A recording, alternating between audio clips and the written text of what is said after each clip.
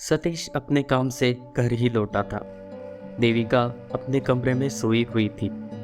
देविका के पेट में दर्द था, लेकिन सतीश नज़रअंदाज करके अपना ऑफिस का काम लेकर बैठ गया।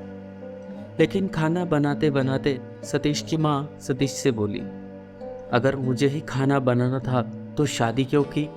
दूसरों की बीवियाँ नौकरी करके घर का काम नहीं करती क्या?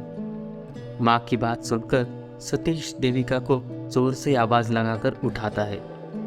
देविका की बात सुने बगैर उसे खाना बनाने के लिए कहता है। माँ ये सुनकर खुश होती है। देविका का पेट का दर्द हद से ज़्यादा था, लेकिन देविका ने रोते रोते उसी हालत में 7-8 लोगों का खाना बनाया और बिना खाना खाए सो गई। देविका बेचारी पेट दर्द से रोई जा रही थी और सतीश देविका को सुना रहा था। हर छोटी छोटी बात पर बस रोती रहती है। सतीश देविका की ओर ध्यान नहीं देता और सो जाता है। देविका एक बार जोर से सांस लेकर सो गई। सवेरे 8 बजे थे, लेकिन अब तक देविका उठी नहीं थी और माँ की बातें शुरू हो गई। महारानी अब तक सो रही है। सतीश माँ से कहने लगा, अरे माँ, उसकी तबीयत का ठीक नहीं थी तो सो गई है। आपको बस बहाना चाहिए उसे डांटने का। और देविका के पास चला गया।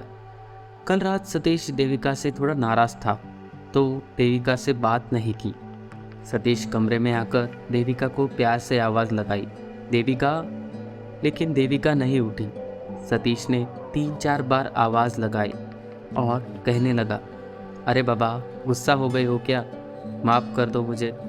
कल मैं कुछ ज़्यादा ही नाराज़ हो गया था तुम पर। चलो उठो जल्दी। लेकिन देविका नहीं उठी।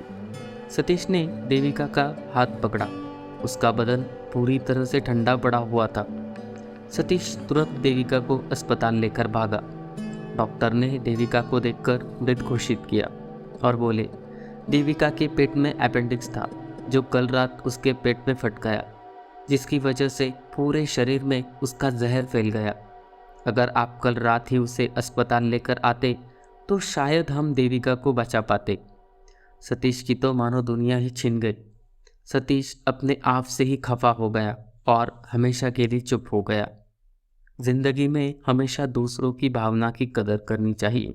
आपकी बेटी भी दूसरों की यह बहू बन के जाने वाली है।